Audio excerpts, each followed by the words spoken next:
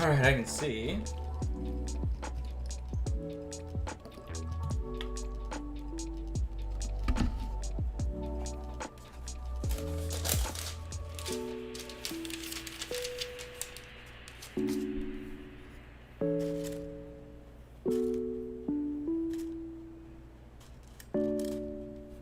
I think we're gonna use a new brush today.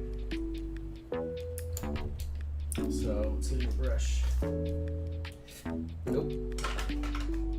There we go.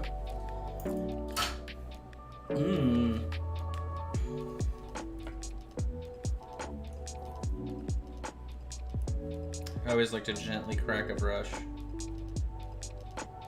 And by that I mean, because they have the glue, so I barely get it wet, and then I just gently put it onto the palette like that. There you go. Brand new brush. Cool. Hopefully it's nice to us today. Oh no. Dude, I swear this Boromir is like such trash.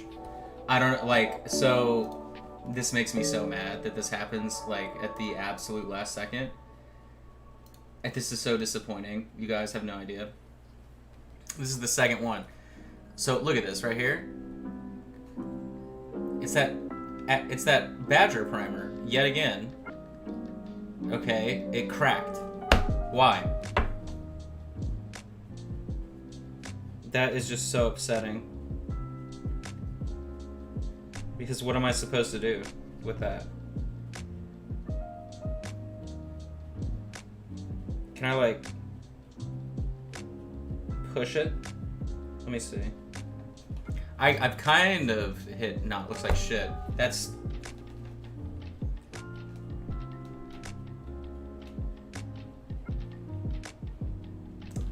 This Badger stuff, I swear. Like, what's the point of putting a product out if it turns to shit at the bottom of a bottle? Like, why? Why? Oh, how do I fix it? How do I fix it? How do I fix it?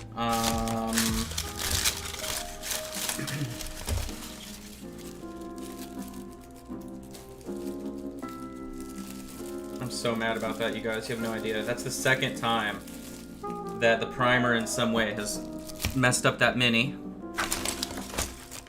And what sucks is he's like the only person that has a product that supposedly, right, is meant to be used. God, what a...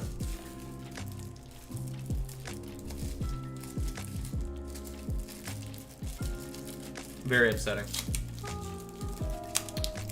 Alright, well, give me a second. We're gonna try and fix it somehow.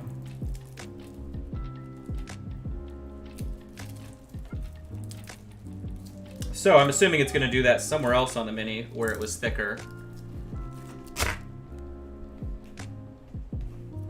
Is it just right there? Oh, look. See? Look, there's like a magical new one that's formed there. So what? I'm assuming it'll crack like in between the... How stupid.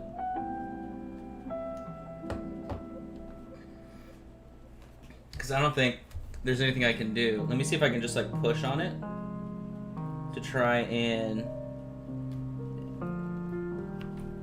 Because what that means is there's just a little bit more of that primer there. And if I push down on it, maybe that will like hide it. Okay, so pushing down right there definitely interrupted that little dent. It's just so dumb. Where's my silicone sculpting tool? Right here, hold on. I don't think this is gonna work, but if I push really hard with this, maybe I can get it to go away. Let's see.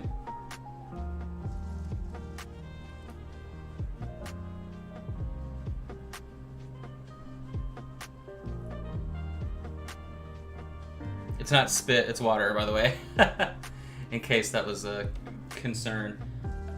Okay, looked like I could shove it down enough. Let me try and clean it up here. Guys, like that.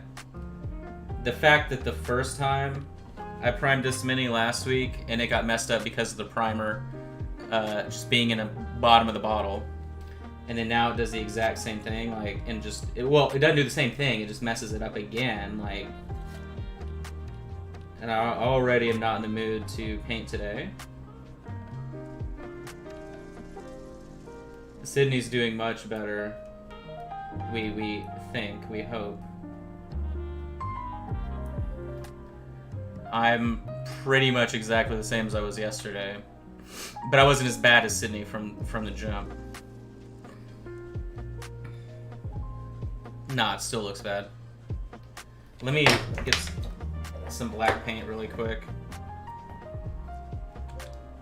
Or, I don't know, this is just so upsetting. Sorry guys, but I just have to, like, if I'm gonna paint this to the same standard as everything else, I don't want to have one that has cracks in it. Like, that's just so whack.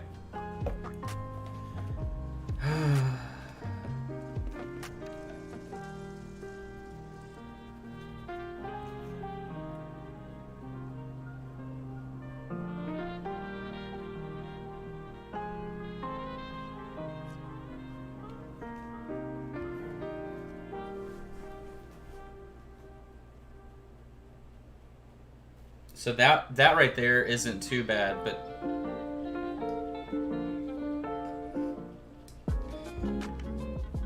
I don't know. I mean, this still looks bad, right? This weird blemish.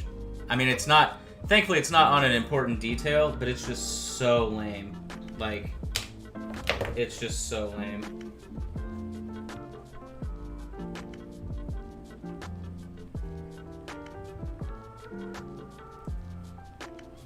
Whatever.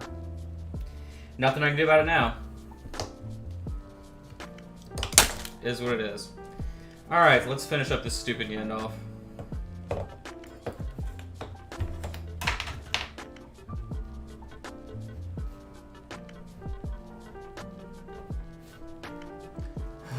So frustrating. Alright, so we messed with this... Whatever. Oh yeah, the stupid bottle. Okay. Can you tell how excited I am to be doing this now? Not excited at all.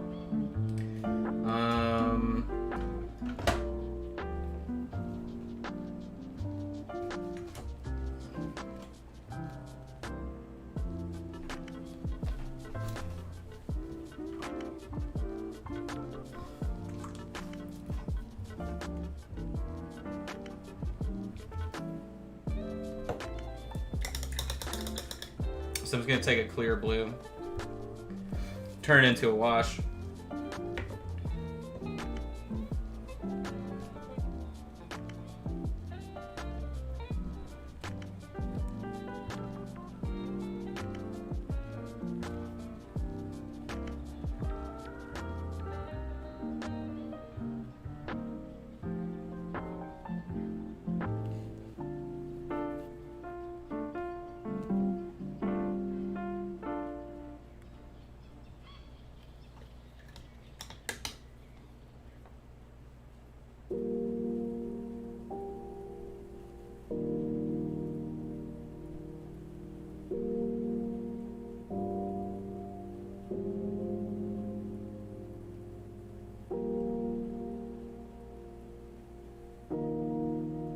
So I'm just doing the easy way out here on the bottle.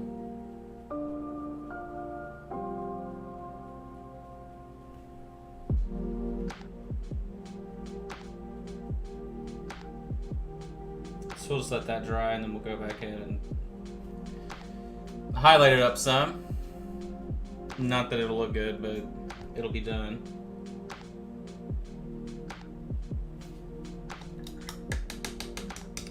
So we still need to work on his skin. The beard is okay. Don't like the beard. I forgot, like, I wasn't having a good time on that miniature. So now that it's like, all right, let's work on it. When you don't feel good, it's like, yeah, I don't want to do this at all. Not at all. But I don't have time to do this any other time. So I'm screwed if I don't do it today. So we gotta do it today. I already have whiteout, so. Getting sick for me is like the worst thing, because if I can't do everything I need to get done every single day, my life is terrible, and that's exactly what's happening. So, because people still message me as if, like, you know, everything's all good and I can't do stuff. So I don't know. Not a good day for painting stupid toys.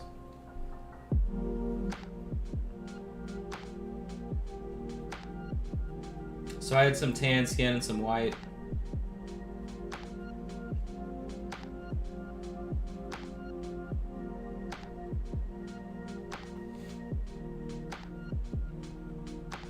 Decent color.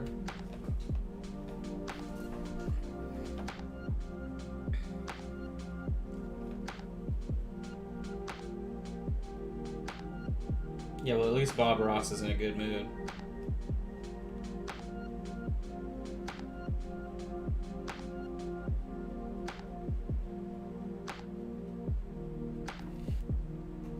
Interesting fact about Bob Ross, he never sold anything. And he also, like, didn't leave in his will instructions about selling his work. So they literally kept all of his original paintings just, like, in a warehouse, in boxes, stacked up. Like, it's not anything special. They sent some stuff, I think, to the Smithsonian, but, like, the people in charge of his estate just totally were just kind of like, whatever, we'll just keep it. And there are a ton of fakes out there because he didn't sell a lot of his work. So all the time people are like, oh, I have a Bob Ross, right? And then when they contact the estate's like, no, you don't. You got ripped off. No, you don't. Because, yeah, the people that have his work are people, like, he gave it to type of thing. Or if it was, like, a charity thing he did, right? Like, very specific situations he gave his work away. And he did... Oh, God, I just ruined the face. Okay, well, I'm ready to quit today. Ready to quit. He had a patron that pretty much paid for, like, his entire life. And, so he would do one painting for the show. And, then he would do a second painting for the lady that, like, financed him. So there were 2 copies. There was the show copy. Maybe there were 3, I think. So I think there was a show copy, a her copy, and then, like, the post-production copy of the artwork if it was going to be used for the products that he sold or anything like that. And they were pretty similar. Like, you can look up, you know, like, show copies or whatever compared to the finals, and they're pretty close. Just like painting miniatures, right? Techniques are all the same, but the results are different.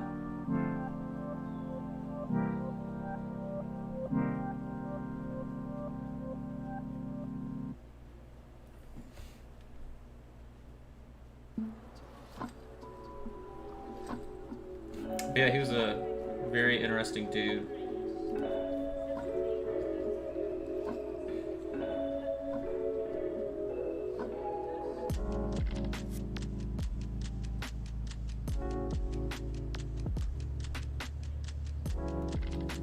Highlighting up his hand.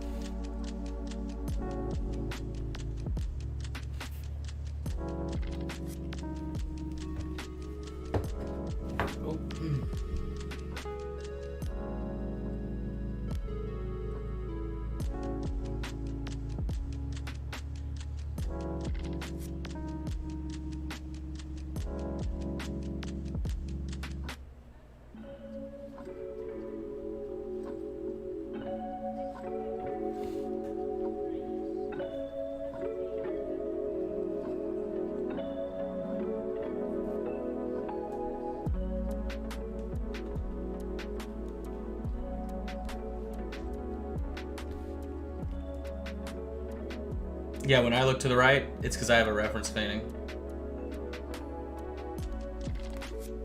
So I'm going to use the same tan skin on the banding on the hat here as we start to bring that out.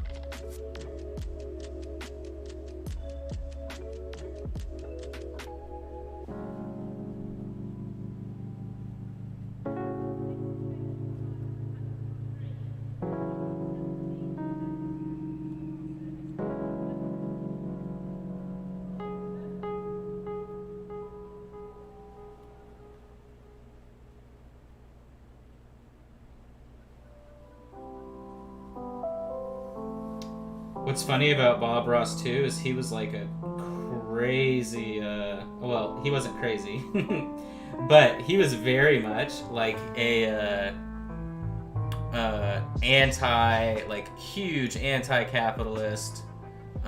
Hated humans. That's why literally no people are ever present in any of his paintings.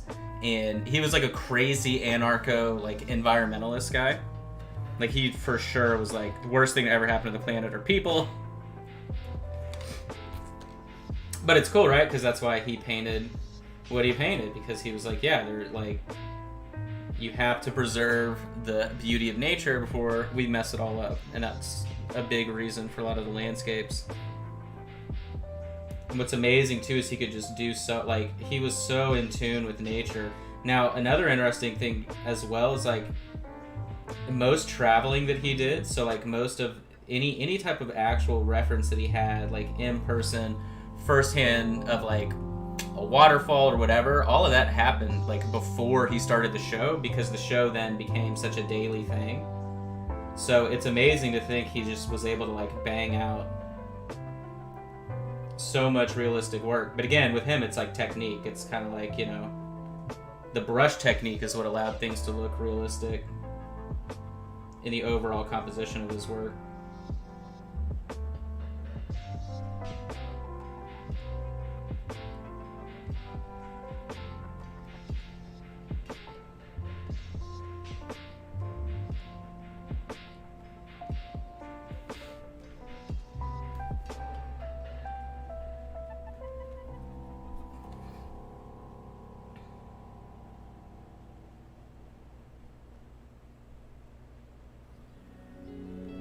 Okay, so we do need to go back, clean up the hat.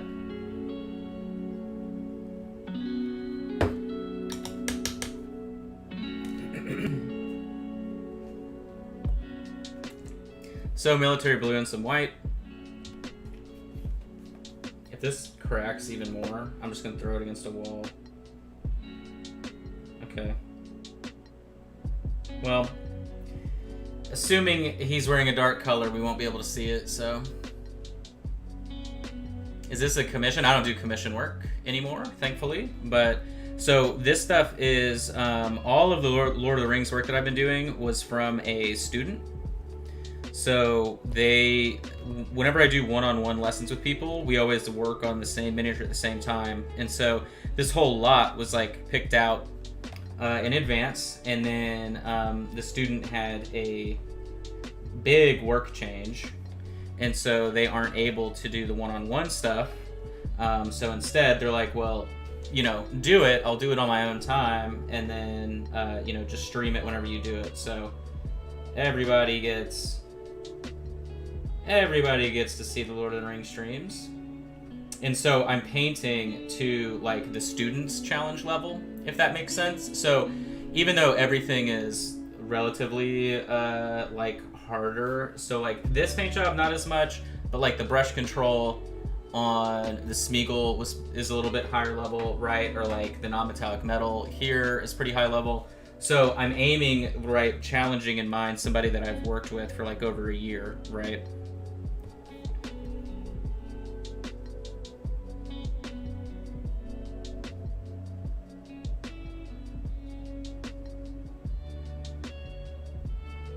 Okay, so we're just gonna keep cleaning it up. So, you know, the progress, so like comparing what I'm doing now to like where I started with this student is amazing. Like the progress in at least their like big brain, painting IQ, and technique and like brush control, the progress there is really astounding. So it's cool that like I almost got to a point with them to where I could do anything, right? And it like wouldn't be intimidating for them.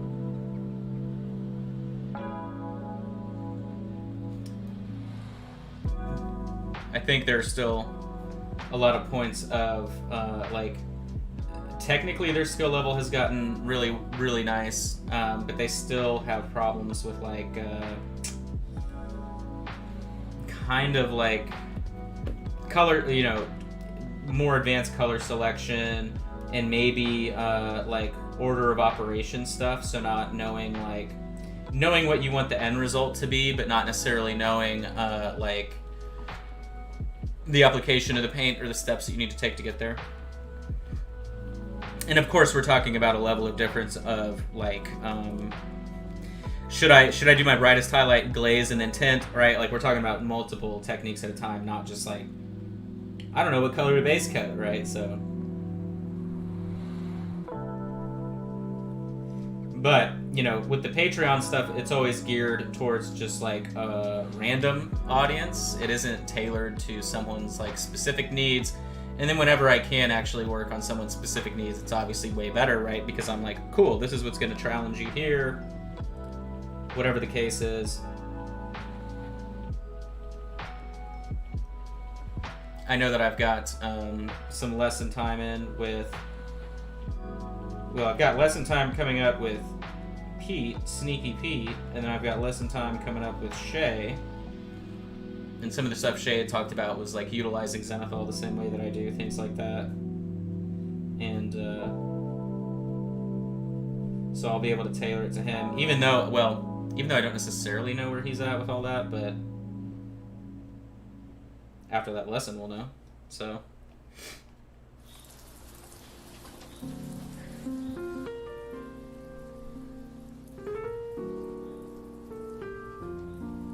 I'm going to go back, sort of a middle color here, and taper it out from the highlight into the shadow. And then we'll pretty much be done with the hat, I think. I don't really want to go overboard with it. I wanted all of his cloth to be really smooth. Hey Trash, not good. The first 5 minutes of this stream are me realizing that the primer on Boromir was being weird, and then I immediately wanted to quit and give up. So there you go. There you go. But I can't. I have to paint today. There's no choice. So here we are. Cleaning up the hat looks good. I don't know. I'm really over this Gandalf. So let me go ahead and just pull out Boromir. Boringmere. All right. So Boromir. Look at his little outfit. Luckily, he wears pretty simple colors. Honestly, this is going to be a boring paint job on him, but it'll just look clean, right? Like, he's not in any scenes in the movie that are, like, really weird lighting. Pretty basic. Man, the camera's doing the thing where there's the lag. I feel like I'm watching myself in the other camera. I feel like a dubbed film. Let me fix it. I don't know why it started doing this either. OBS updated and it's just like bad. It was just a bad update. Oh,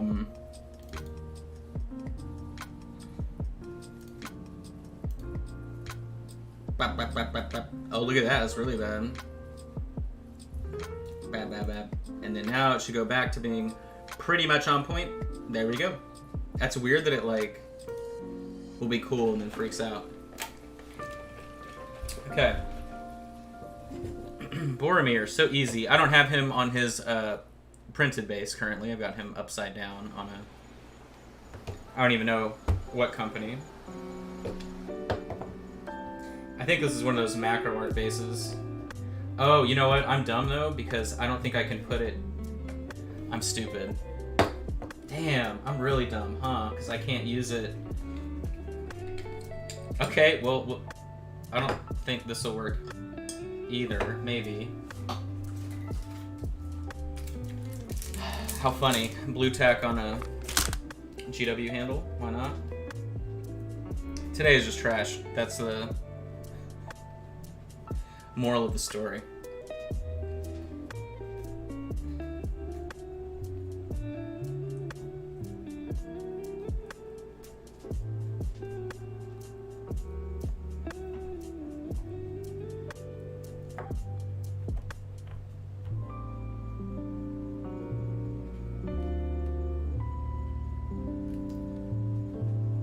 Okay, feels pretty good. Luckily, he has a well base, right? So upside down, I've got plenty of real estate. Let me clean off these little support turds.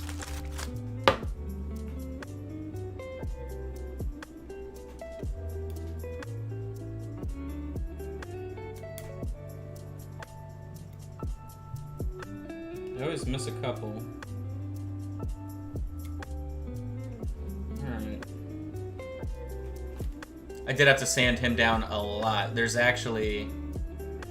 If I point it out, you'll be able to tell pretty easily, so I'm not gonna, like, really point it out. But I had to do a lot of cleanup work on him, just because of my own errors. Okay. So, he is wearing, like, just leather and some reds. Where's a photo of him? Okay. So, this is all, like, black leather, really dark. The cloth underneath, which we can barely see, is red with some gold trim. And then he has the dark green capes that we put on Frodo and, whatever his butt. So we do need to try and do the same style of cape, and we should be good. So, but let's go ahead and get the easiest stuff done first, like all the black. So we'll go ahead. Oh, you know what? Wait, let's be smart here. So if he has red, then we should go... Let's do purple. So I'm going to do clear purple first, and then we'll go over with black. So since he's going to be... We're glazing black on top of a zenithal, it's better to do your color first if you're wanting to do a colored shadow. So it's actually going to be a double glazy AZ here. So I'm just going to make a little clear little blob here.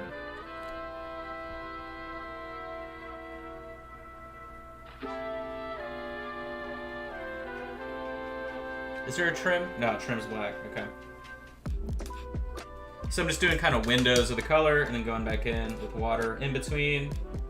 Just like that. Look at that. We're going to have a badass gradient instantly. Boom. Let's do this side.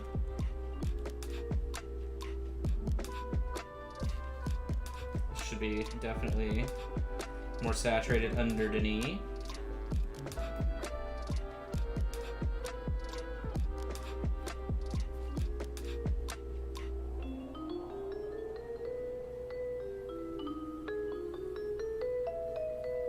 Moving that pigment around with water.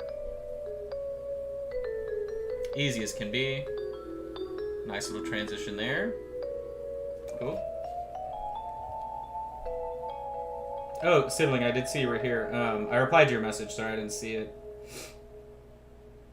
I had just finished the additional stuff, and then I was already going to include the bust since I knew that, like, because, you know, I can only plan my releases so much, so like planning how long something takes to get to you, right? Like I need to make sure I get things out like 4 weeks. I mean, it's impossible actually. I can't do it.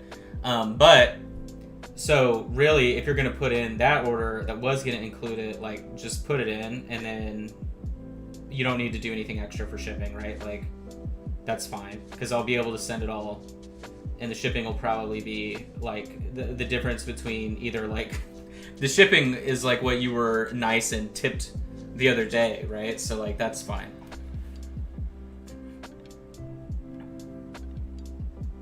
Even though I don't know, I'll have to paint something to send to you. I feel like that's our special relationship now. We have a special relationship where I always send you things in the mail. Oh, you can't. Right. Duh. Right. I always forget about that. Yeah, you can just do the just this PayPal.me, right, or like whatever link I've given you in the past will work just fine. I always forget about that. What else can get the purple? So he's wearing black gloves. That's dope. Okay, so we'll do this because the bracers are actually. His bracers are leather, and he's wearing black gloves. So we will tint all of it with the purple first. Cool. That didn't crack any further. Okay, I mean, I think we did an okay repair job. It looked crazy, though. I mean, if you were here right at the beginning, it was bad. I didn't know how we were going to salvage that, to be honest with you. Thanks for hanging out on Miniature Monday. A lot of people really liked painting this guy. Sydney really liked it.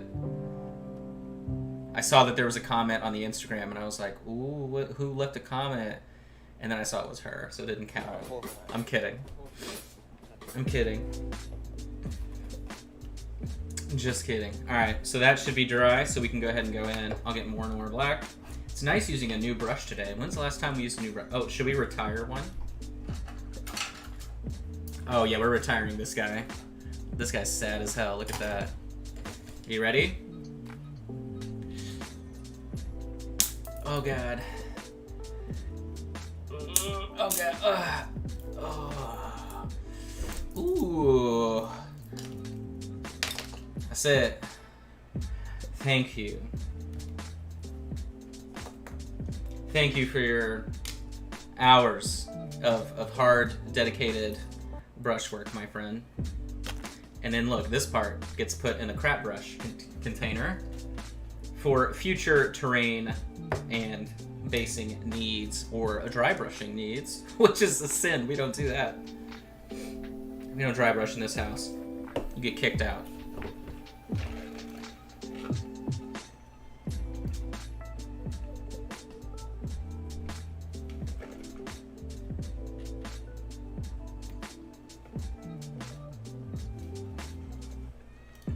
Sorry, I was getting beeps and boops, dude.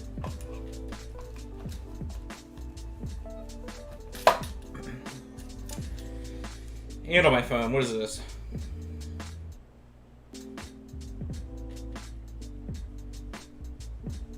If there's one thing I don't care about, it is the notification from the Sam's app. Okay.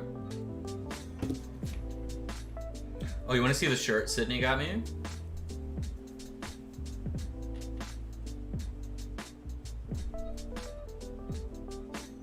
Do you like it? Can you see it? Can you see what it says? Hold on, where is this? These are the shirts that she'll buy me. Hold on.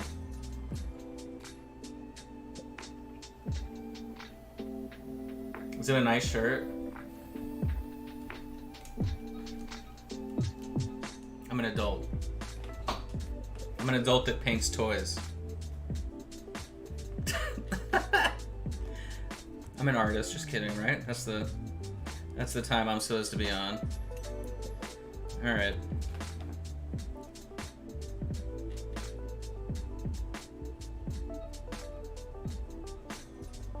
There we go. This is gonna be great. Okay, a little bit of water there. This is gonna be really nice. Easy transition. Oh yeah, the purple's barely visible. Gotta love it.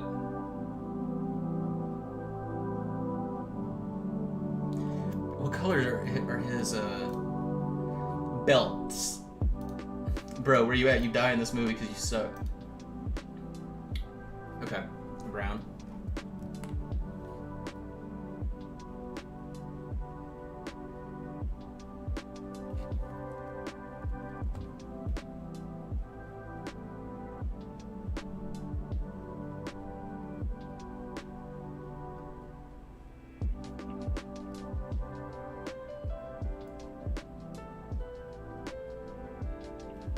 Okay.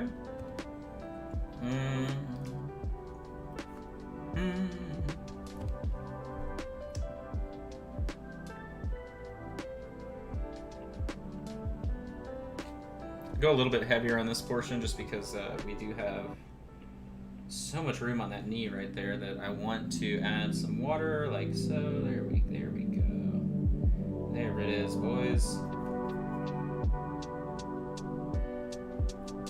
Boys and gals. Yo, shout out to the female viewers. And the ladies out there. It's a larger percentage than you would think. Actually, what's funny is, like, Shoshi, for example, right? One of my painter friends. She has a tiny female audience. And I would think maybe she would have more ladies, right? But it's like 30% of the viewers? It's pretty good. For me, at least. Oh no! I just okay, so you all saw what I just did there. The paint actually had dried just enough to where that glaze was not going to be nice for us, so... Oh well, we'll go back and fix it. I am happy with where we're at though. The purple's visible in deepest shadows, and then we may actually highlight with like a grayed out, desaturated purple. But it looks like all of this is gonna... Oh no, you see this little tea stain? See, that's where I...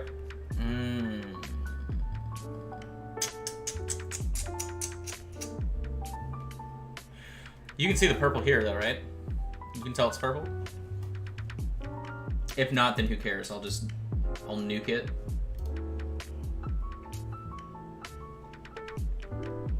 Oh, you want to see my sick day photo? Happy sick day.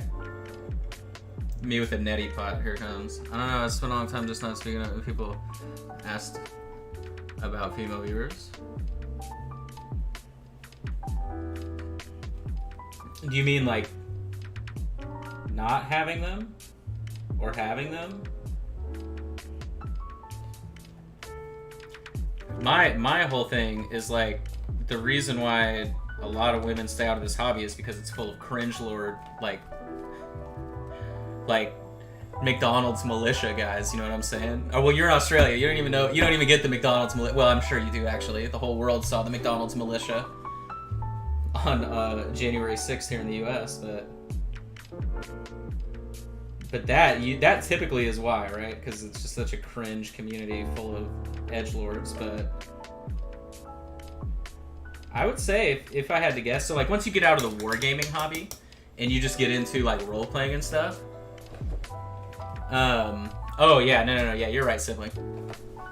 They know better than to do that. But once you get into like general role playing and painting, like I guarantee you it's like 30 to 40% easily.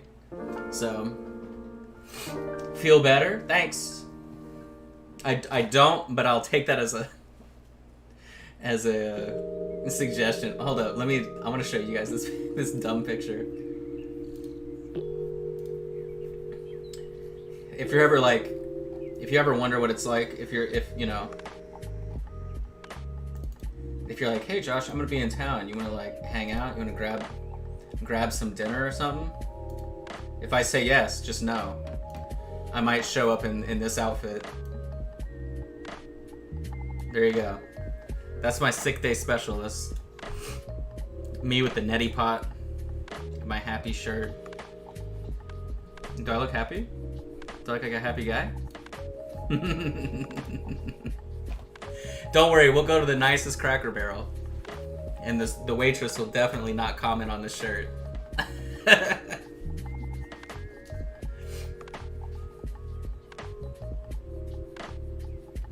Okay, let's get a jungle moss. We're gonna do the cloak.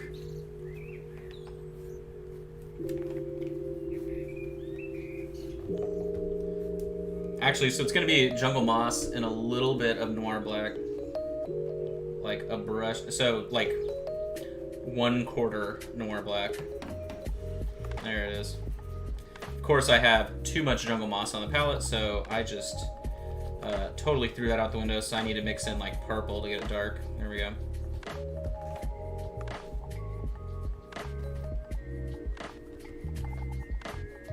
Well, this palette sheet's wasted.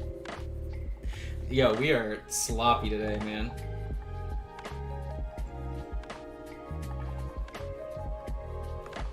Sloppy painting day for sure.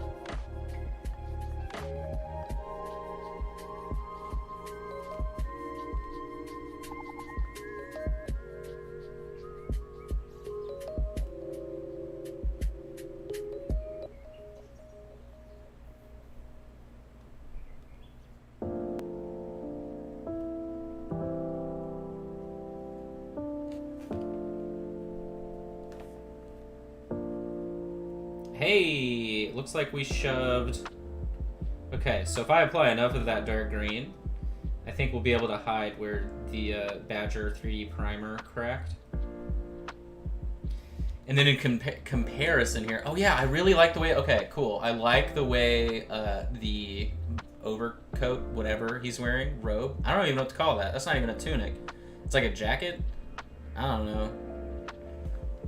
He died in the books because he's a terrible dresser, so. Okay.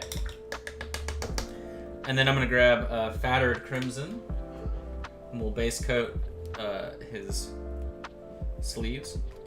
Actually, right down the center, he's got a little strip of red, but this sculpt, can't see it, so it is what it is. But we'll get a little bit of battered crimson. Battered crimson. Sounds like a fair food.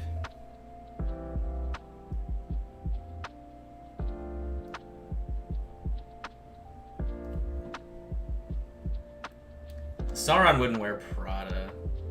Sauron's whack enough to where he would wear, like... He's not wearing Prada, for sure. So if Sauron has, like... If he's, like, actually wearing designer clothes, he would wear, like, Balmain or Rick Owens. That, actually, Rick Owens really feels right for him, but... And then Boromir is wearing, like... If Coach made clothes, that's probably what it is, right? But if it was a designer brand, he's wearing the equivalent of Gucci, which, you know, like anybody and their mom can buy Gucci. That's not a big deal. All the 12-year-olds out there that bought Gucci slides in 2018 would be proof of that. All right, so we got the little bit of red. Let me move and shut this down here. I don't know.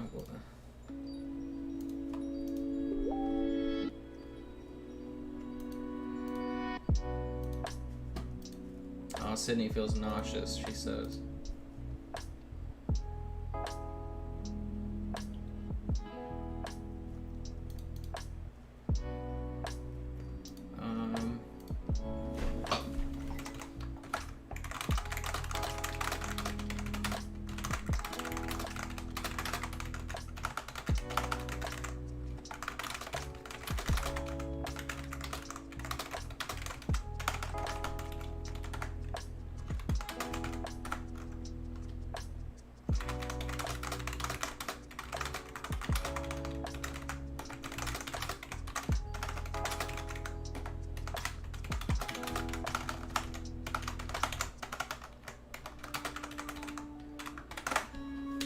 Cool.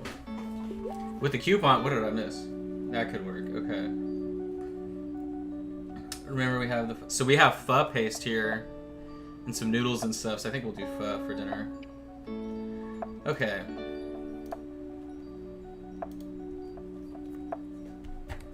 My people demand value. Alright, so you know the one nice thing for my wallet was me getting fat because I couldn't afford the clothes that I used to wear. So I'm gonna make a... Oh, no, can't do that. It doesn't work like that. So I'm gonna grab brown, intense brown.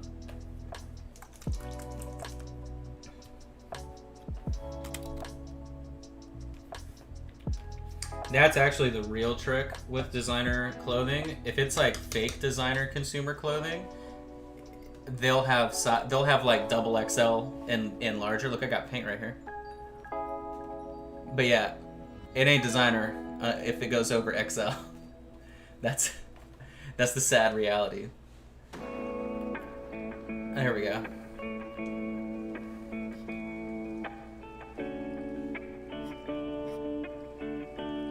Because yeah, I used to buy a lot of Bathing Ape clothes and Human Made and Billionaire Boys Club, Ice Cream.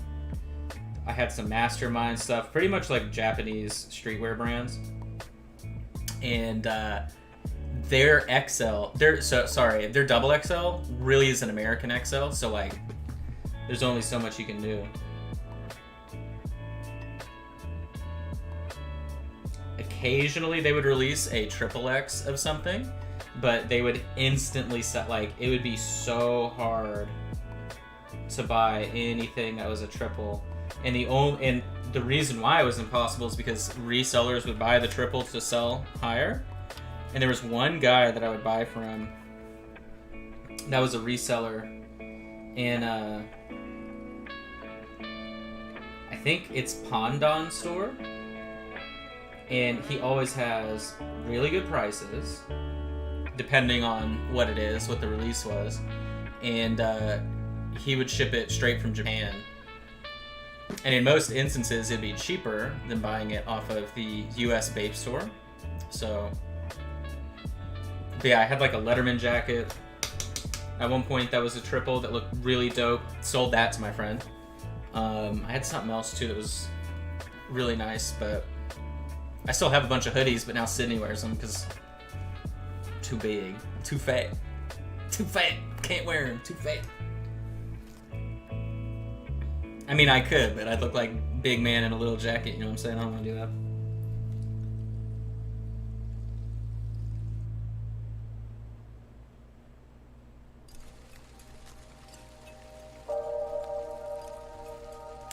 What's interesting, so you mentioned Prada though, right? Prada clothing, who cares? But their leather goods are actually good. Their leather's good. MCM's leather's good. Obviously, oh, what is it? Oh god. What is the brand? I can't think of the brand now. But there's another. Why can't I think about it? Why? Dude, it's crazy. It's literally all they do is make luggage. What is it? Anyway.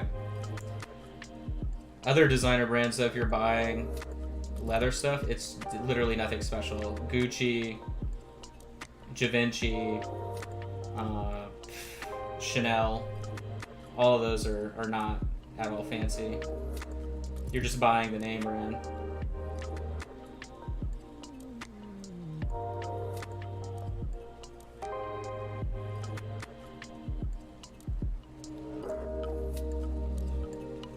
I have an MCM wallet that I've had for like nearly a decade, and it's oh sorry, Goyard. That's what I was thinking of. Goyard, right? Like if you have Goyard stuff, that's as nice as it can be. But so this is a hand-painted wallet, and so I mean it's crazy. I mean you can see the paint's coming off, but I've had it for like 10 years. Pretty good quality. Oh, this is coming off. Okay, so, and I didn't buy that either. Somebody that I was working for that wasn't paying me enough money bought me a bunch of stuff like that. So, when we went to the MCM store and when we were working in New York, I was like, oh, I really want a wallet. And what's funny is the wallet or the backpack is like a $200 difference. And I was like, that makes me question the backpack, so I'll get the wallet. And I've had it ever since. All right, so I'm going to take Noir Black. Let's start working on the start working on his black clothing. So Noir Black and Clear Purple, 50-50 with Noir Black, and then let's mix it into Military Blue or some kind of bluish gray, and I feel like we're gonna get a really nice black cloth. The highlight amount is gonna be more wet, so shiny, kind of like a metallic, as compared to when we did like Gandalf stuff, right? So, because again, this is like a strange black leather that he's wearing. I think it needs to be a little bit brighter. There it is. So let's see what we can come up with here. And I'm going to be paying a lot more attention to the volumes, so the shapes that we're looking at. I also just need to see how bright this is when it dries, because I'm pretty sure it's covering our zenithal. Yeah, that's alright. I'll just recover everything then. Oh, I like the tone. It's hard to tell now. Let me zoom in. It's hard to tell, but it's a really nice color. Really subtle tone.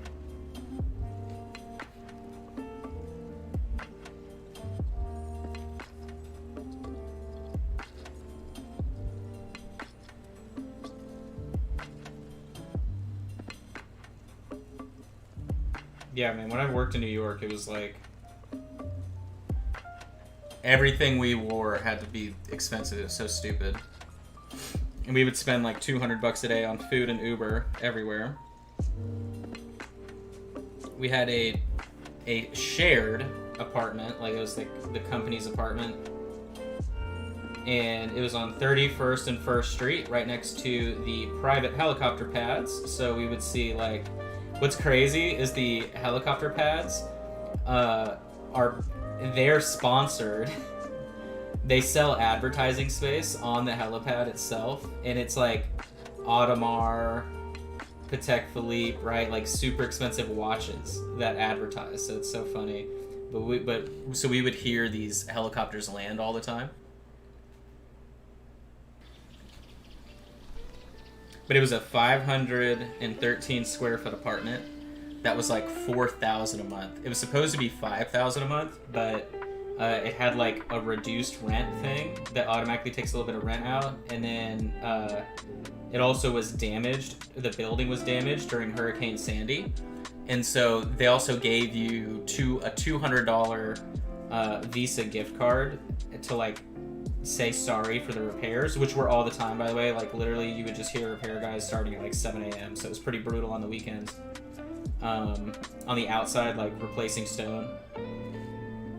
But it was cool because we would, anytime we traveled up there, we'd be like, hey, let's buy groceries, and we would use the card. And yeah, it was like, I mean, the price was just so dumb.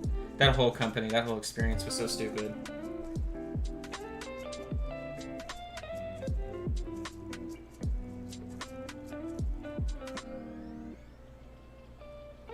But I do love New York. New York or San Francisco are definitely the big cities for me.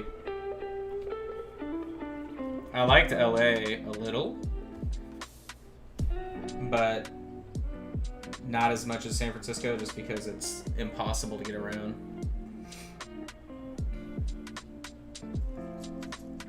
San Francisco, you can feel like you can still drive. Sort of. There's like a certain, once you hit a certain part of the city, you really can't drive around, and then you gotta stop, walk, do cars, something, or right, like you can drive yourself is what I should have said. But once you're downtown in like the shopping district or anything like that, like like if you're going to Chinatown, something like that, you can't. There's no cars. You're walking, or you're getting an Uber to come get you.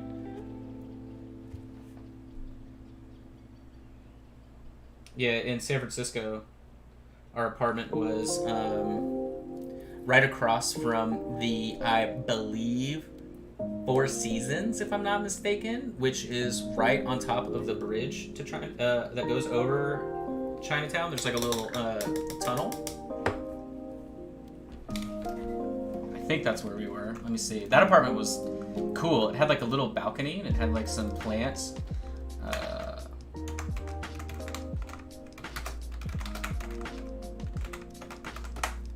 Let's see. Let's see if my memory serves me right.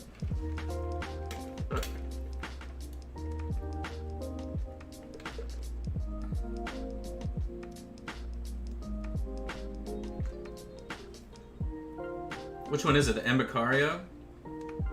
Let me see. Go here. Turn on satellite view.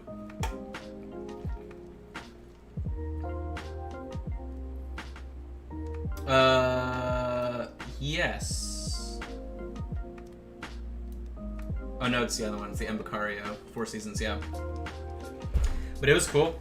It was super old. What was wild too is I like literally maybe only saw one person there the entire time, like another resident, and it was when we were moving in. It's just so strange. You live. But then again, it's not like New York. I feel like New York, you see everybody, like, because everybody's always leaving, always doing something. San Francisco is a little bit different. It's not like that. Because yeah, New York, dude, it was, you knew everybody. It was hilarious. What was really weird was when I would see, such a strange feeling, but like, because there's so many people, you get used to never seeing the same person twice type of thing. I mean, I guess that's true It's hard to describe because obviously I don't see the same people twice here in Oklahoma. You know, I don't know how to describe it, but I think it's because you're in such a packed place, surrounded by so many people that you feel like you should see people around, like where you live or whatever. And so it's funny if like there's someone that you see around your building and then you see them in a completely different part of the city sometime else, because a couple times I wanted to be like, hey, right? But then I'm like, these people don't, like, why would I say hey, right? It's just it's such a funny feeling compared to, you know, your southern friendly hospitalities. So I've just added in a little bit more. This I feel like is our base color, and then we'll do our highlights here after this application. I'm just going through and sort of brightening up our folds, our curves.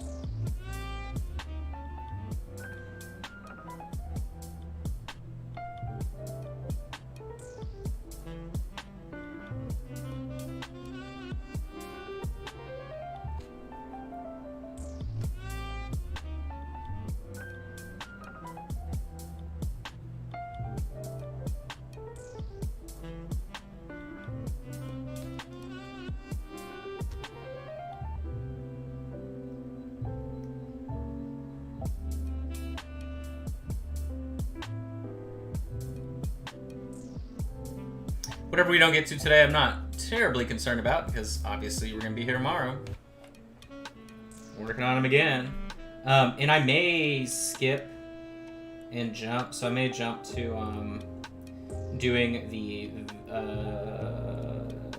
Legolas next, and then the vampire after, but we'll see. Oh yeah, the video of Arthur on the longboard. Classic. What was weird was he was like way okay. Like he sat down on it. We pushed him around a little bit more, and he was just kind of like, oh, okay. I don't know what this is, but I'm here for it.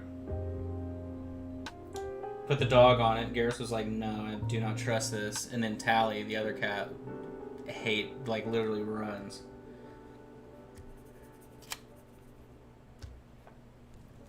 I've just been kind of going around the house. Like we have, the whole house is wood floors, and fake wood floors, whatever.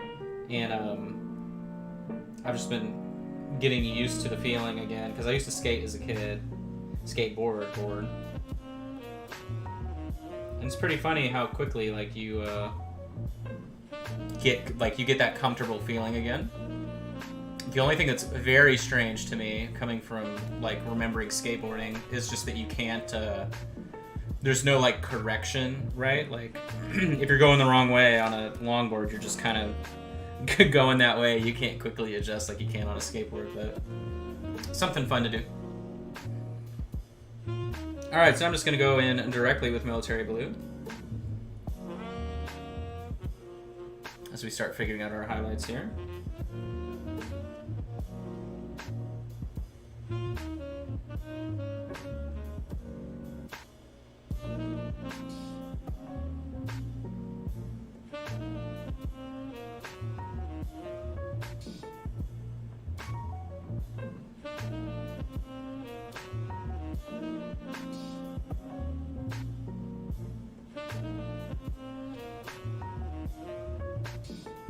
Okay.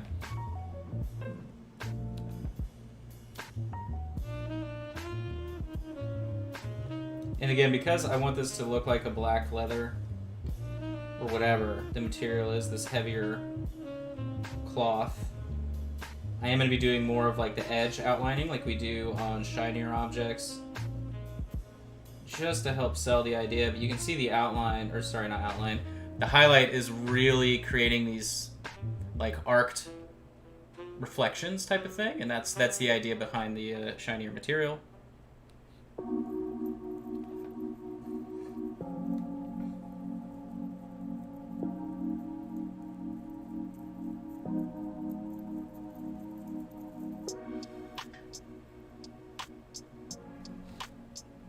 Nice. Okay.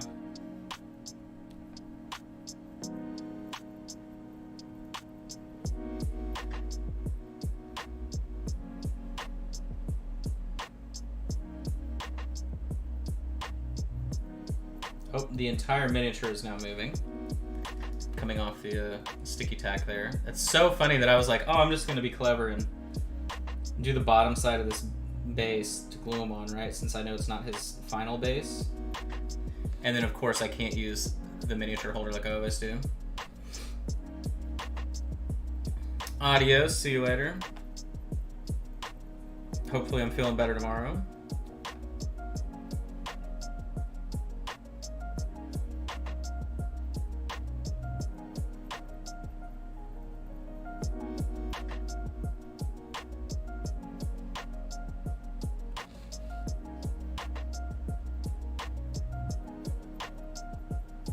Alright, so I like the highlight structure we've got going on. I think once we hit it with like a lighter gray in the brightest points, it's gonna look sick.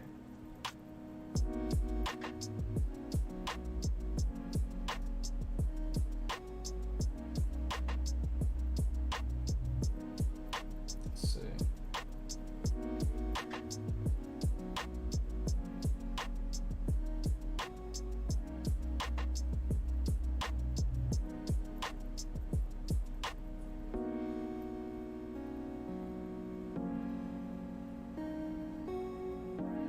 Okay, moving down.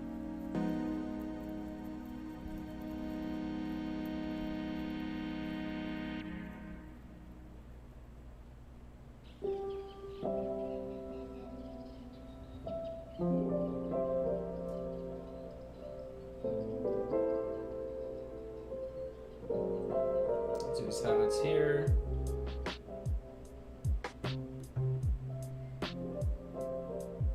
Kind of a more rounded highlight there. Starting on the bottom, I don't know why, but may as well.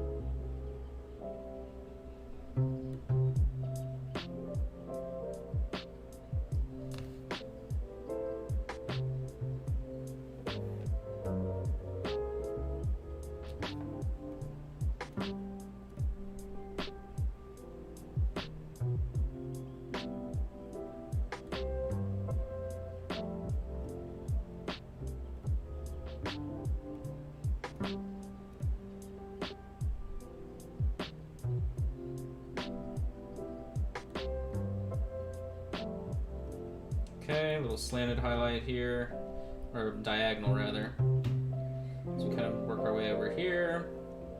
This would bunch up and kind of hook up to the top right, like that. Oh yeah, we're looking good. So let's figure out this. So this structure is going to be coming from the top right down the middle. So I can go ahead and just do a solid line. And then this is going to taper out into a round shadow on the knee, or highlight, sorry. I don't know why I keep doing that. This paint is still too thick that I'm using now, so I'll taper here in a second. And right up here as well. All right, let's get the tapering color. Same thing, just super thin.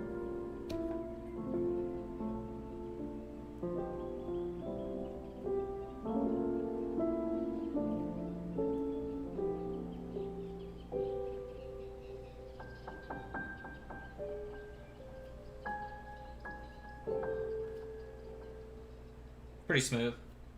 It's already dry, I'll go again.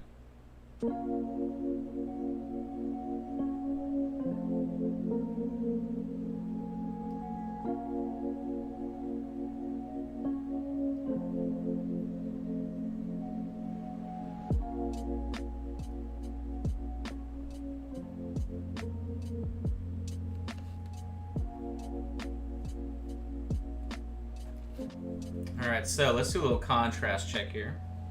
I think we're good, but I do love the structure that we're getting. So funny, I'm like, I hate Gandalf, but... Okay, so it is... Well, all we've done is the black, so who is somebody that... He's darker. Let's see. Okay, yeah, we're doing alright. I'm comparing the green. Oh, no, it's just reflection, okay.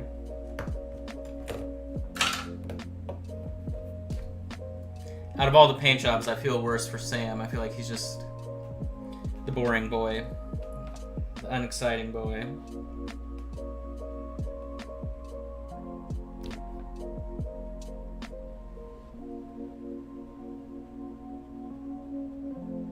Okay, going down here, we're going to do edges. To a highlight into the corner, a little edge. Like so. Oops, I thinned this too much, but you know what? It's okay. So I'm gonna do a little sneaky volume trick here. So you would assume, right? You would do a connected, brighter highlight, connecting the corner to that, but a little bit more volume. You could actually show a little divot or a dip in the fabric. So instead, we'll outline or frame headed towards the corner highlight like that. And now it looks like there's a bit of a twist in the fabric, so it's not just a straight shot.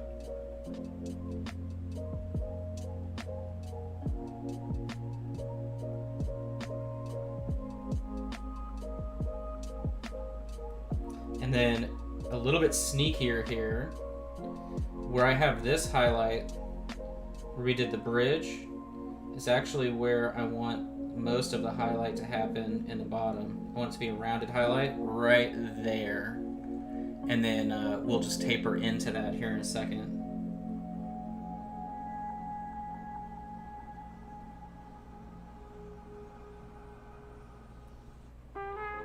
Okay, and then up here, obviously, very bright.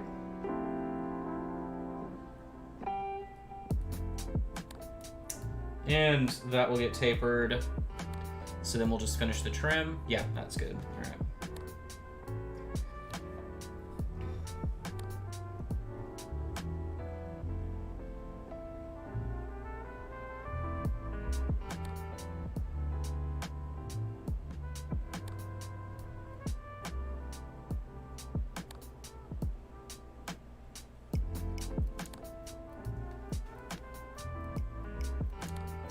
See, let's connect this all the way across like so. And taper into it.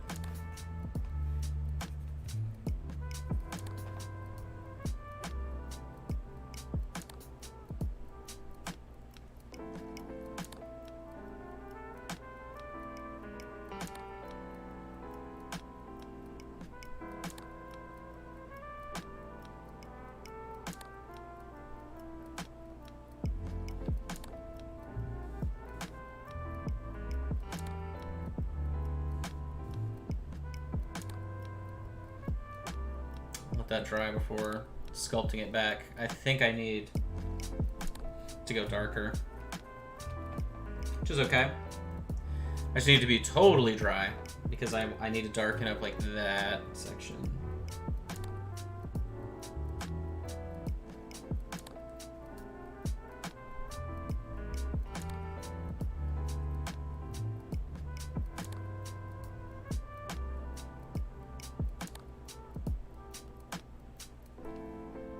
Okay, very thin.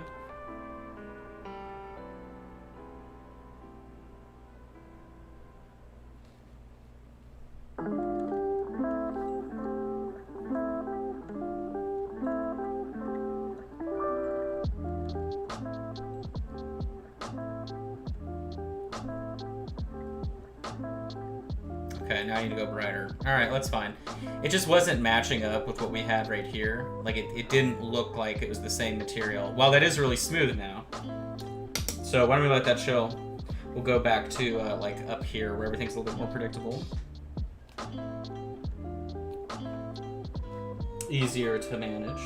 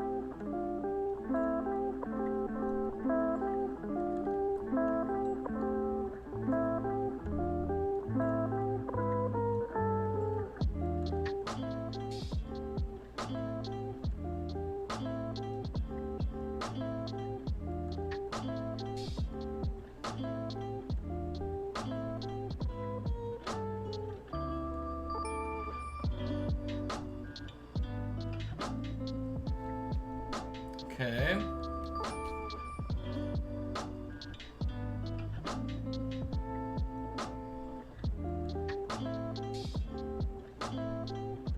Go back in there. Okay, that helped. All right, so I love really how smooth that bottom section is, but it's just not there. So,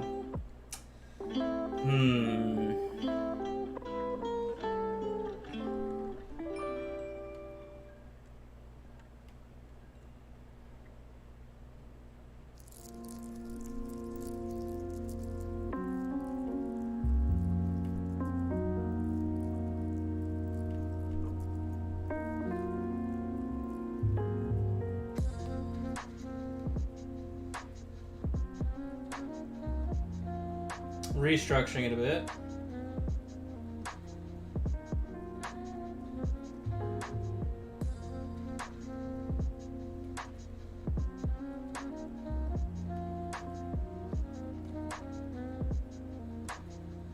So that shape makes more sense. So then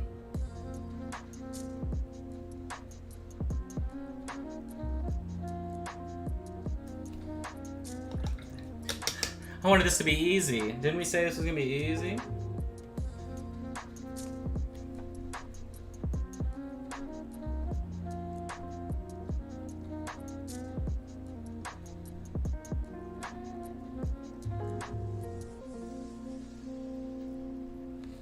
Peter Adams, are you watching? I don't remember if you're watching. I'm gonna say happy birthday to you. Wasn't it your birthday? Or was that somebody else? It was a patron's birthday the other day. I forget who. And I didn't say happy birthday. I'm sorry.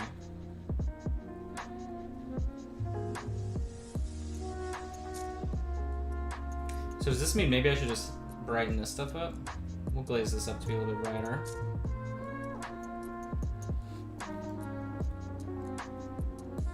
Okay.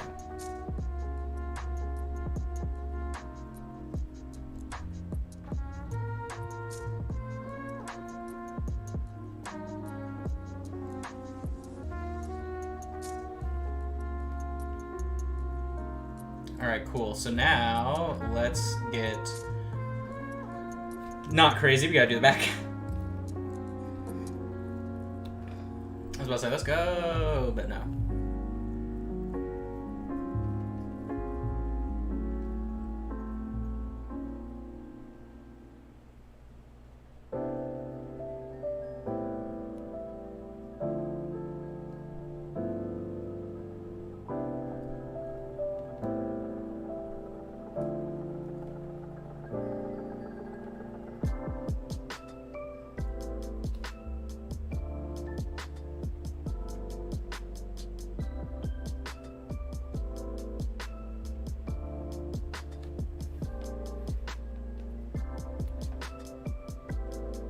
Going back in with military blue, restructuring.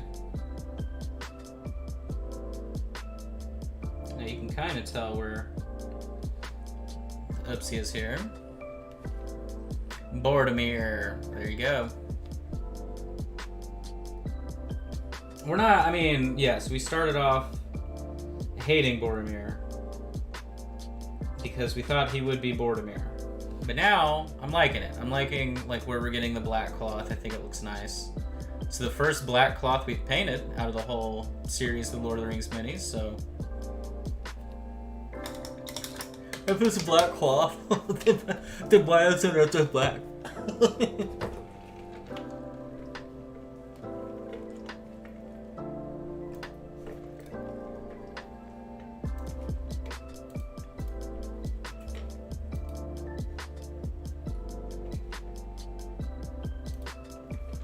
I felt like you deserve that. Alright. Actually, I'll have you know.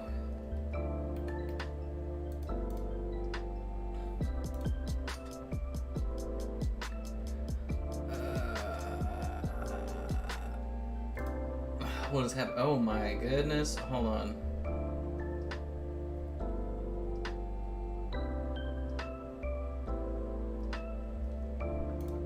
Okay.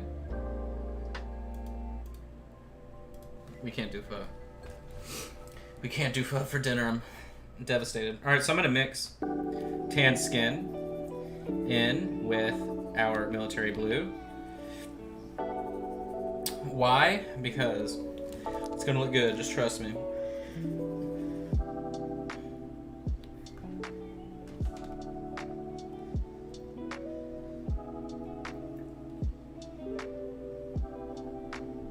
Okay.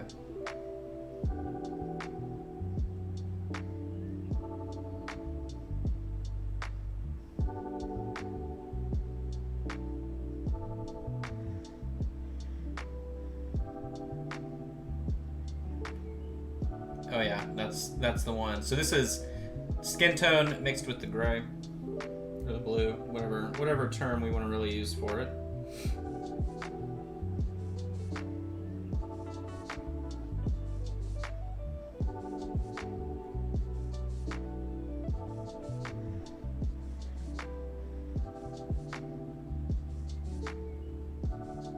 And you can see how I'm doing the highlights. It's more of a stipple. Oh, this looks killer. I'm very pleased.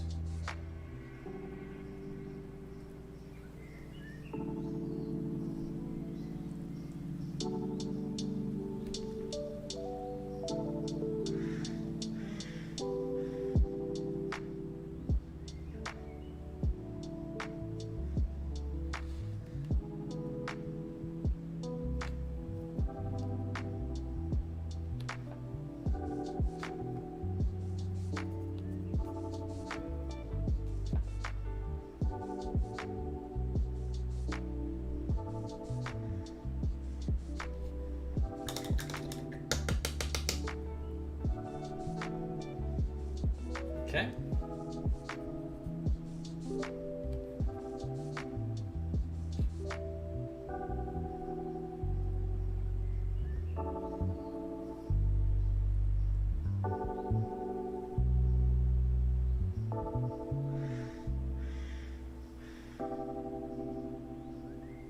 You can see too, right? I am doing these little scratches and whatever, wherever I can, just for fun, to help the leather story we're trying to tell.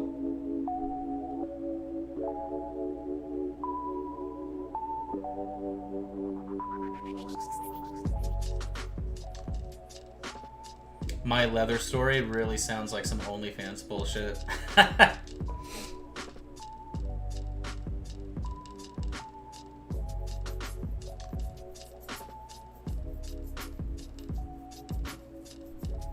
Hey, I like it. Let's get even closer right here.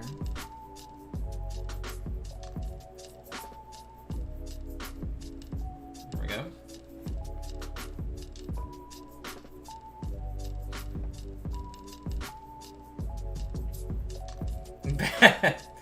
Oh, trash.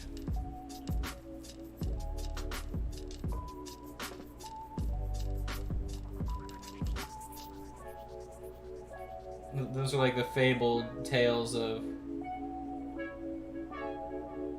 finding like one page of a Playboy in the middle of the woods.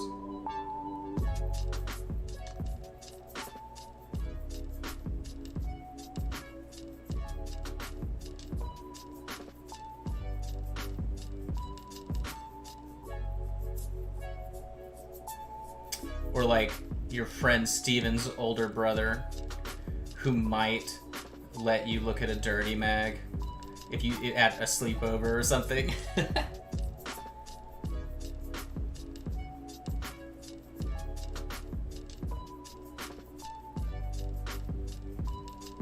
feel like there's too much room in between these two sections, but who cares?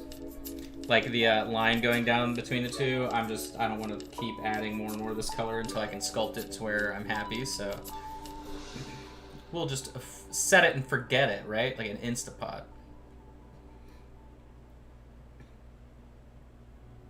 Man, shout out to my Instant Pot. Rest in peace. We haven't used it since we got the since we started air frying the majority of our meats that we used to use the Instant Pot for. It's like, we don't love you anymore, buddy. You gotta go.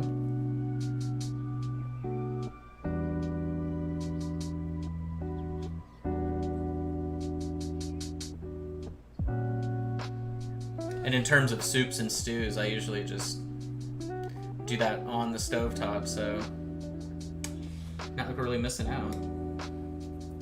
Now then, my paint here has dried on the palette with this color, so I need to remix it after this application.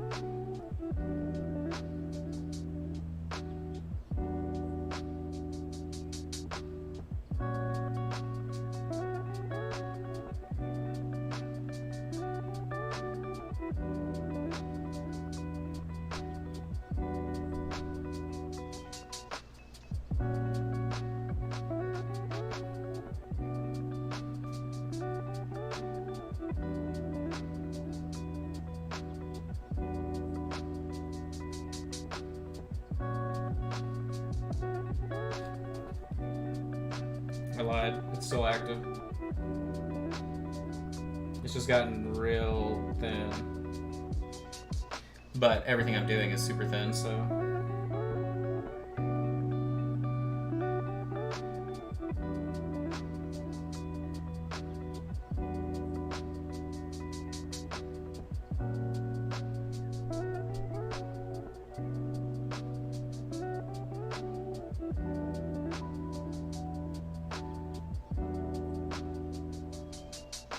Hope you're all having a decent day out there as we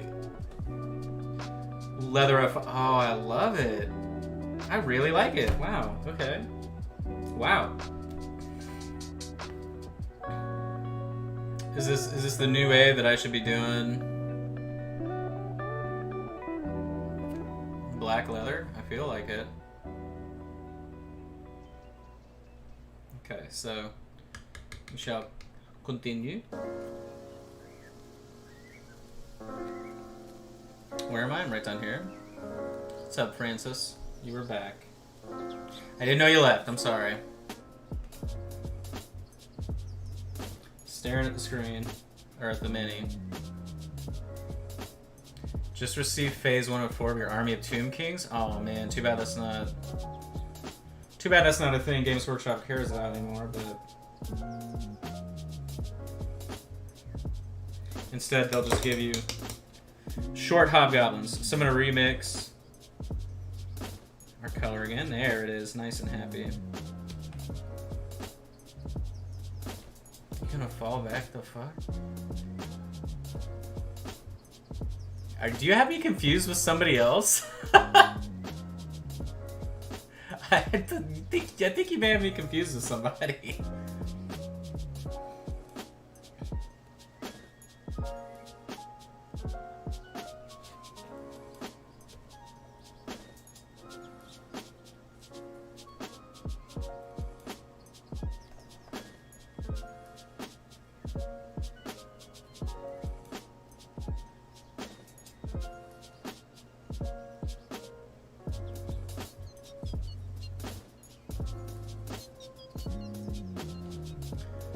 Too bright there? No, it's fine.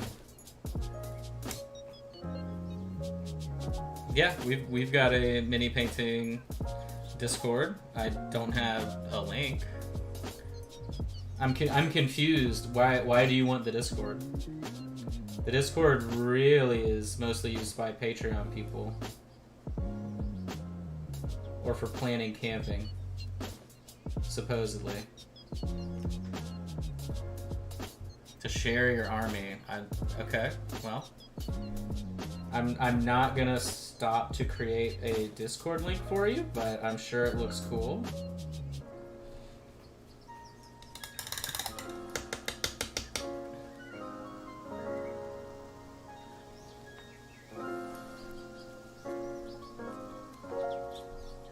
All right, so let's continue.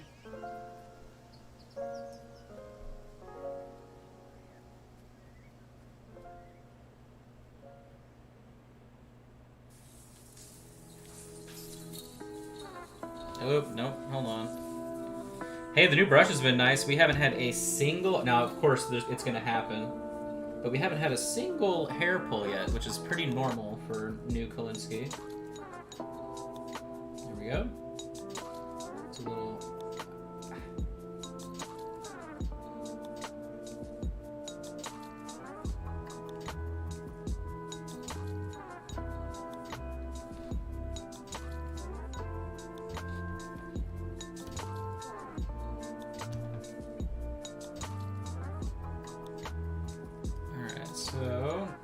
trick here is that this edge is really soft going into the like crease between the border.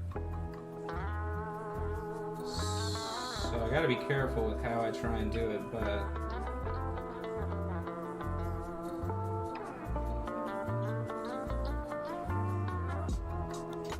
that looks good though.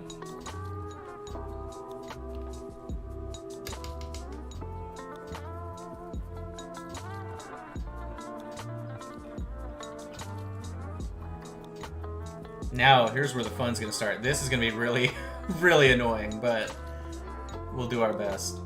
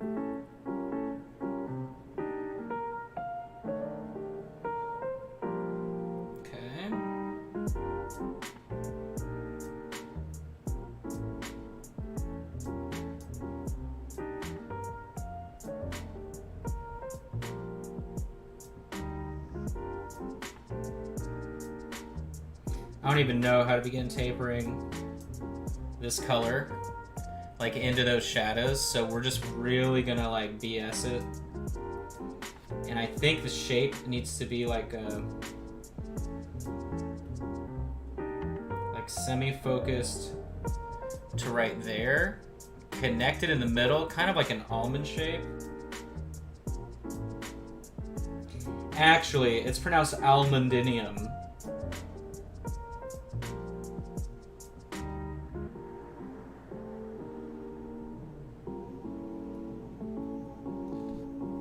Oh god, I'm not happy.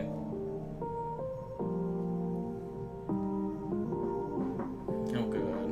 Alright. Gonna go back in with the military blue directly as a little oopsie glazy. Should chill out a little bit.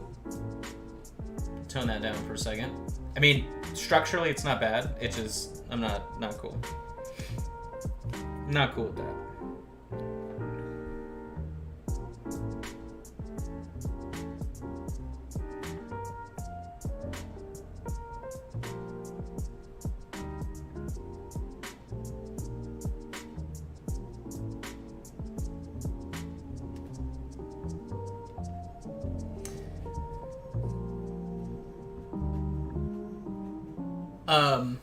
So Trash, that's what we do with like all the painting, right?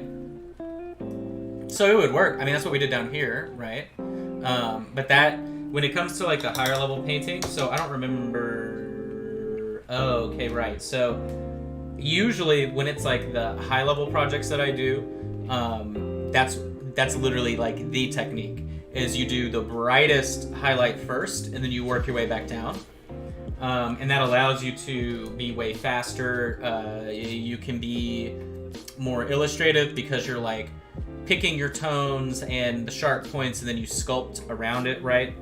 But yeah, so that is precisely a concept that you should play with because that's how I do like the majority of my painting. I do that exact thing, so it works really well.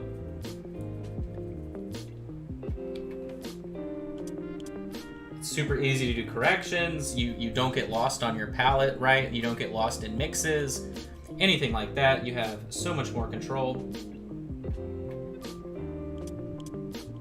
For me, it's more so I'm just trying to like visualize a level of brightness that makes sense. So while I could do exactly what I'm describing, I'm just kind of not. Like, I don't know. I always move in between. It depends on the material. I think because I'm not like I don't need broad work that way, so I do want the detail. Like, I want the brush stroke. That's probably why I'm not doing it just intentionally, right, from the get-go. Because this color, I do want the detail. You do lose detail, depending on the pigment. Typically, I always do it with the clear colors, because they always tend to be a little bit nicer in terms of allowing for things like that. Like, you can tint with a clear purple or something similar, and you'll get a really nice result. Now, that was too bright. So, to immediately illustrate, right, I can just tone it down, just like that. Like, I never made that dumb mistake, so. Yeah.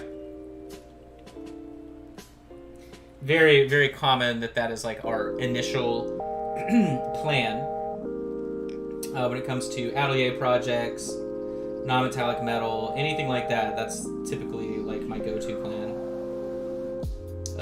Go bright, and then adjust.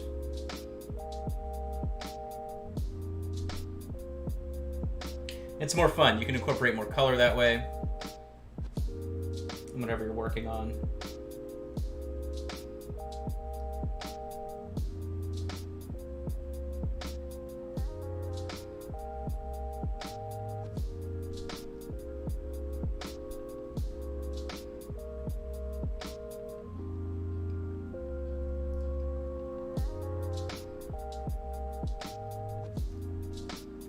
So what's cool too, right, is that the gray that we're using is a warm tone compared to all of the other blues we've been using that are black, grays, whatever. So that's why we're getting such an awesome jump in contrast.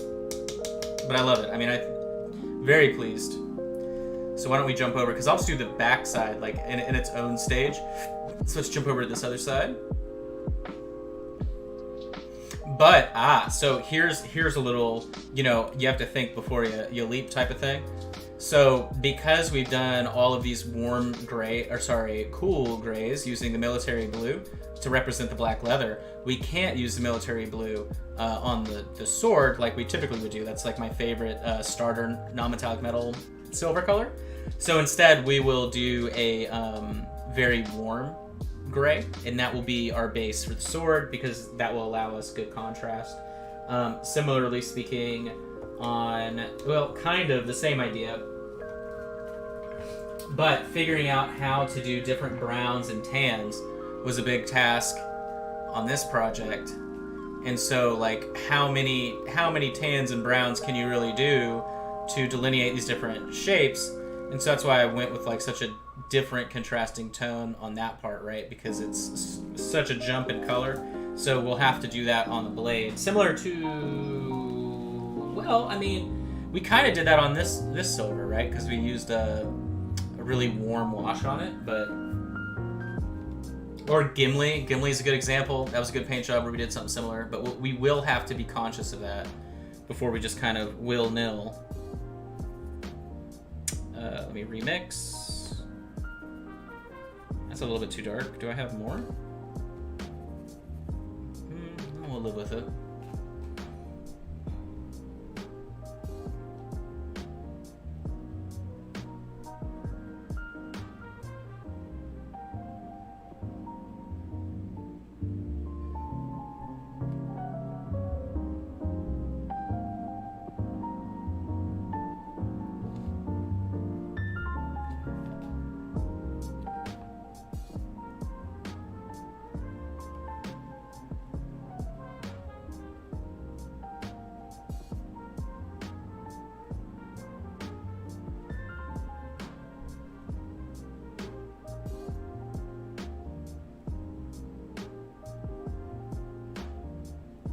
Damn, it's like just not bright enough because I mixed it down. Let me get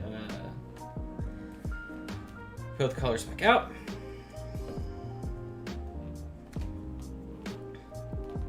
Well, cool. This will look nice because it's similar to when we did Gandalf's bag, right? So his bag was way crispy, crunchy leather compared to the smooth robes in his hat.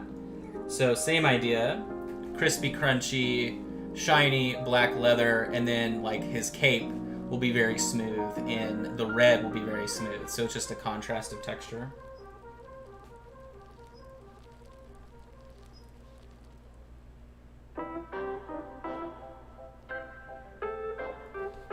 Is that brighter at all? Okay, a little bit. All right. A little bit more. It's hard to match it. There we go.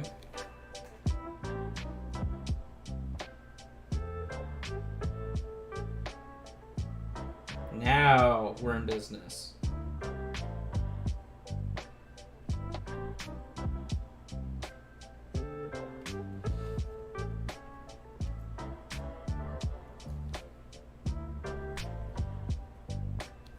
You can't even tell this whole time. Dumb. So here's all the different grays I'm using.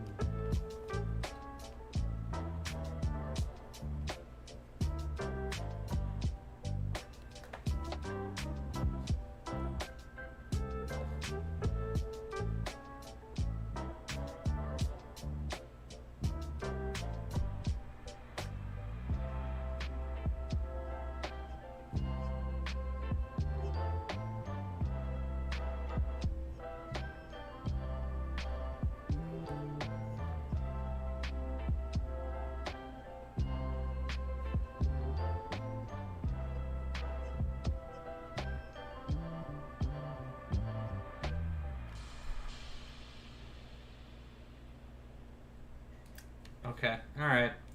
We're getting to the point today where it's so dry in here that, like, it's just drying on the brush on me. Summertime painting. Not used to it again. I also have the fan on, but again, it's hot in here, so what, like... What am I supposed to do? Alright. That's a little messy, the section we just came from. I'll figure out how to clean it up later, but I'd rather get the majority of everything at a comfortable position before I adjust.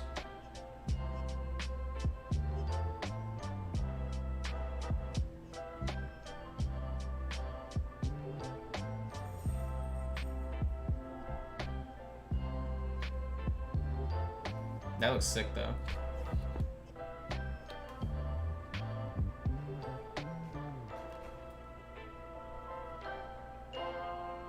Yeah.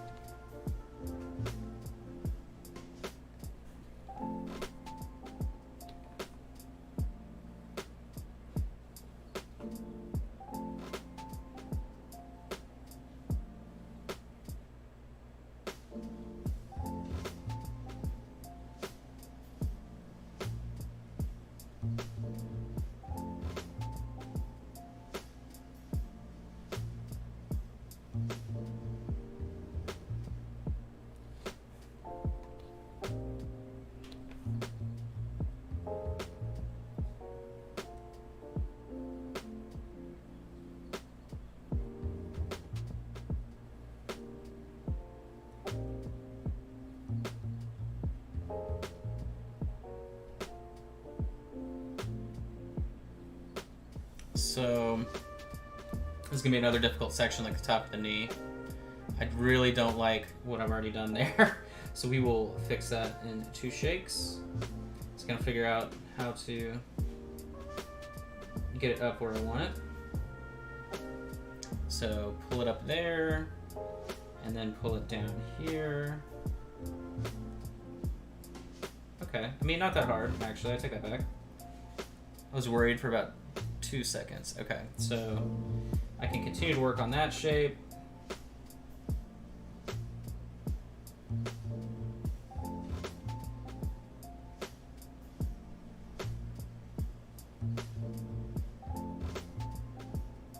Actually, this whole little section right there needs to be brighter. Let me back it out. We'll look at the full effect here. Oh yeah. Oh yeah. Boromir. Who knew you were such a cool guy? Thanks. Thanks, My Mini Factory. I will redeem those files, homie. Cool. What about the welcome pack? Where's that? You promised me a welcome pack. Where is it?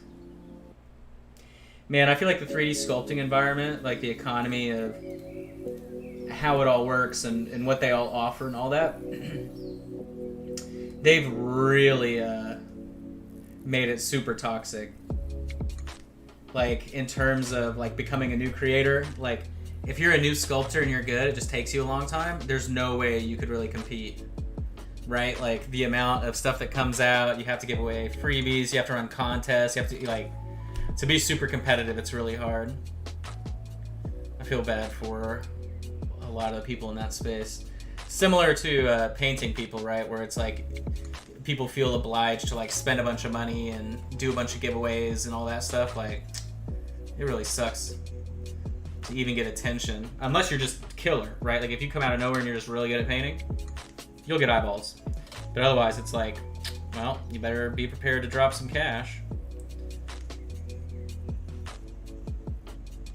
But yeah, like, all of the Patreons that I back, it's like they release, I mean, they have whole teams, right, that for the STLs. But if you look at people like Titan Forge, they're making 70 grand a month. Actually, it's more than that. They're making over 100,000 if you include Cyberforge. And then the actual minis they sell and their My Mini Factory, right? Like, they're making insane cash. So, good for them. But that does mean hard to compete out there, Jim, for the newbies.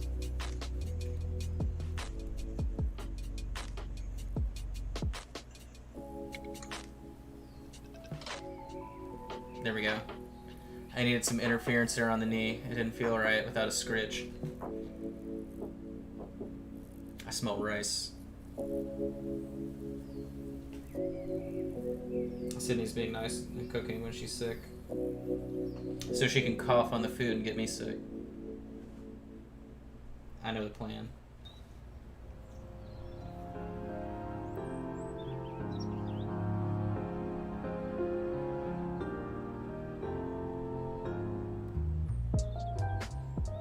I took a powerful sick nap today, though.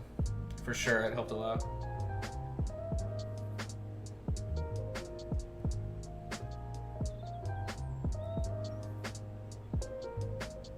You know those sick naps where you wake up and you're like, where am I?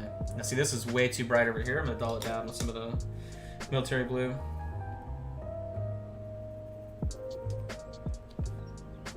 To all my sleep maskers out there, shout out to the Sleep Mask Army. I did shell out the money for, I used to use just like a cheaper $10, $16, I don't remember. They're always like 15 bucks, I think. A cheaper one. But then I shelled out the cash for one of the mantas, and like, dude, you put that on, it's like you go into a bottomless pit of despair and fall asleep immediately. It's so awesome.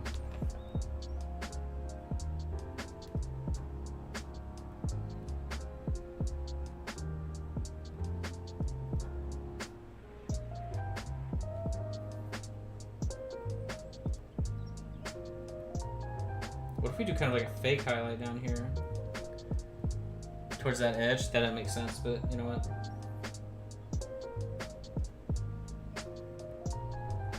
We just won't say anything about it. How about that? Alright, I love it. I love it. I love it. Looks awesome. Nice. Okay, well, hey, I mean,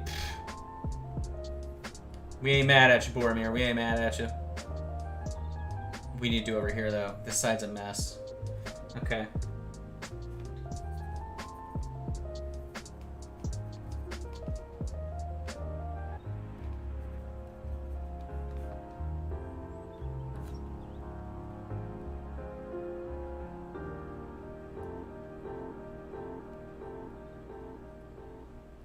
Getting back more of a mid-tone gray.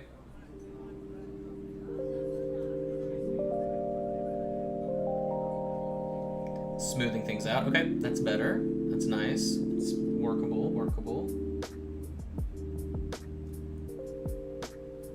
I do love that transition from a cool tone gray to a warm tone. It's just such a good trick. This needs a line right here.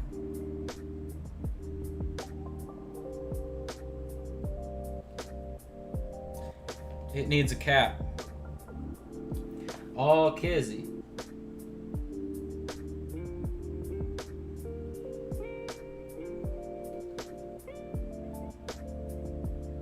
Close enough. Okay, that looks better. Looks smoother. Let's play around. As this paint all dries as I stare at it. Okay. This is far too thin. I've overmixed this color. But we shall see what we can do. So the highlight here is kind of this curve.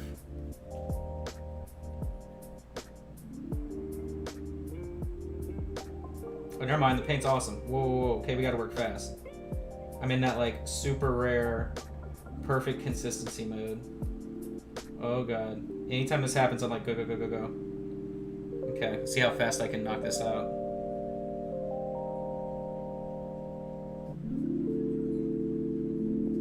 It's rare. This moment's rare. And it's like a certain feeling with the pigment and how quickly it dries.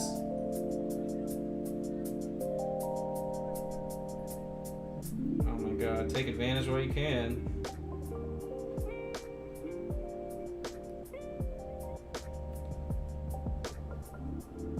Oh boy, okay. And then right here. Oh, it's still good. I was fully expecting my brush to have given up right then. Okay, let's see if the palette's still fine. Maybe. Wow, we got lucky, man. With the fan on and everything, I hit the perfect zone. Gotta love it.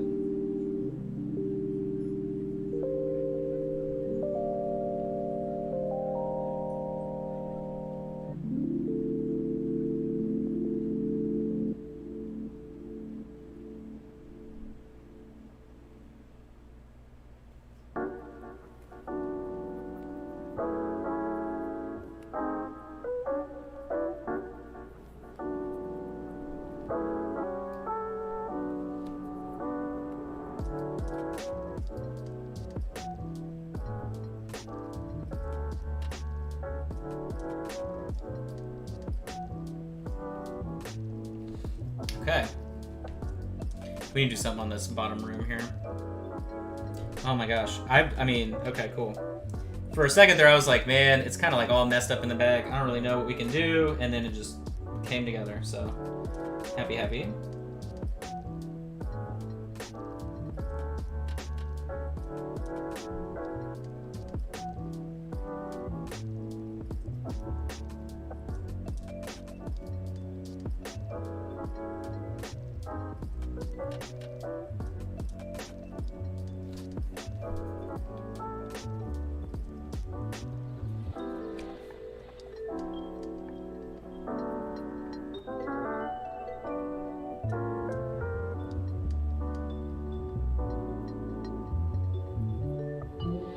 Going back with a bit of a weaker mid-tone there.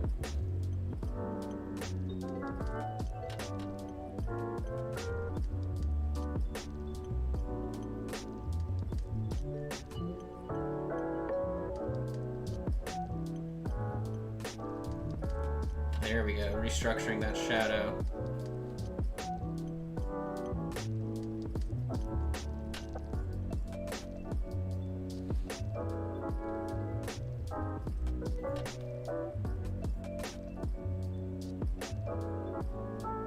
Same thing on this side. Coming across the bottom. This is super thin. You can see on the brush it's like all texture. At least that's the way I'm phoning it in. Okay.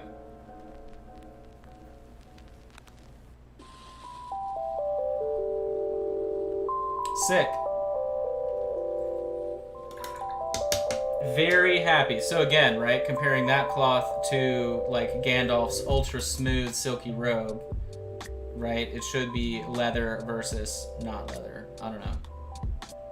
I think it's cool. So that's it for today. Remember, tomorrow we'll be back doing the exact same thing. Finishing it up to the best of my, whatever ability. But, so, that's it for today. I hope you have the rest of your day. I should hopefully feel much better by tomorrow. City was feeling better today too, so I think it's whatever it was, just kind of hit and ran. But I appreciate it. We should have, if you were some of the people that put in orders on the 9th, they should start going out tomorrow. There were 8 people that put in orders on the 9th of this month, so some are done and ready to go out. Others are finishing up tonight. Because yeah, the day, it was so funny because like the day that I reset the turnaround time to 3 to 5 business days, immediately it goes to the 10-day turnaround time because so many people put in orders. So, but beyond that, I appreciate you. Remember, check out the shop, everything else we got going on. Shout out to Patreon people. I believe actually we're at 79. Let me double check. Solidly making our way to 85. Whenever we hit 85, oh, we're at 79. We are. Let me change that. Let me fix that. Oh my god, I just scared myself with this image. We'll do it again. There you go. So let me change this to 70. Does that work? It's too big. Hold on. There. Okay. Look at that live edit there. 79. All right. So, thanks so much for hanging out.